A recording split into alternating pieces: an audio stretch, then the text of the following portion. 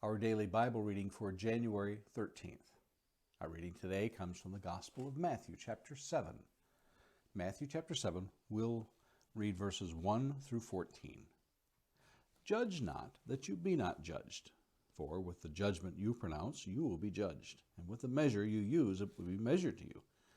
Why do you seek the speck that is in your brother's eye, but do not notice the log that is in your own eye? Or how could you say to your brother, let me take the speck out of your eye, when there is a log in your own eye? You hypocrite, first take the log out of your own eye, and then you will see clearly to take the speck out of your brother's eye. Do not give dogs what is holy, and do not throw your pearls before pigs, lest they trample them underfoot, and turn to attack you. Ask, and it will be given to you. Seek, and you will find. Knock, and it will be opened to you. For everyone who asks receives, and to the one who seeks finds, and to the one who knocks it will be opened. Or which one of you, if his son asks him for bread, will give him a stone? Or if he asks for a fish, will he give him a serpent? If you then, who are evil, know how to give good gifts to your children, how much more will your Father who is in heaven give good things to those who ask him? So whatever you wish that others would do to you, do also to them. For this is the law and the prophets. Enter by the narrow gate, for the gate is wide and the way is easy that leads to destruction, and those who enter by it are many.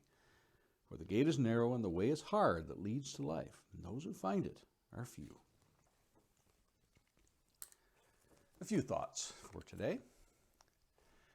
One of the hardest things to do sometimes is not to be critical of those around us. It seems the longer we know someone, the more we see the cracks and imperfections.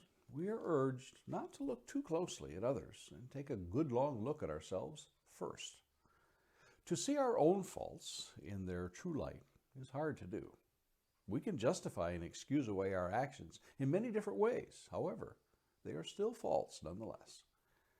In this passage, Jesus begins with, "Do not judge, lest you be judged," in verse 1. Then follows up with the real weight behind the command. For in the way you judge, you will be judged, and by your standard of measure, it will be measured to you.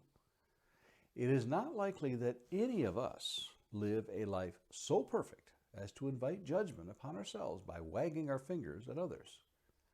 The Greek word krino carries with it the meaning of condemning, sentencing, to try, to punish, to decree.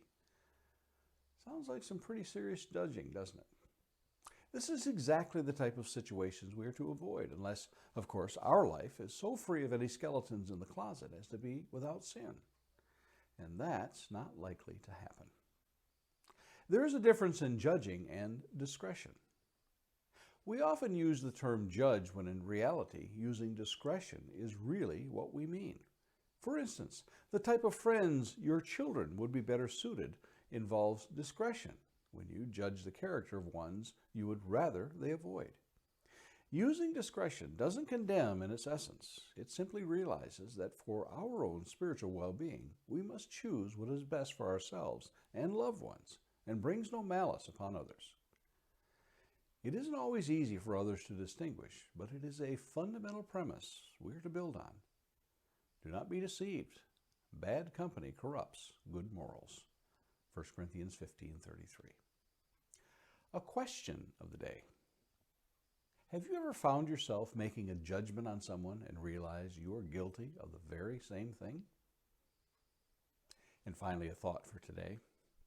In your travels today, become aware of how often you classify or categorize others based on outward signs such as dress, talk, manners, cars, houses, etc.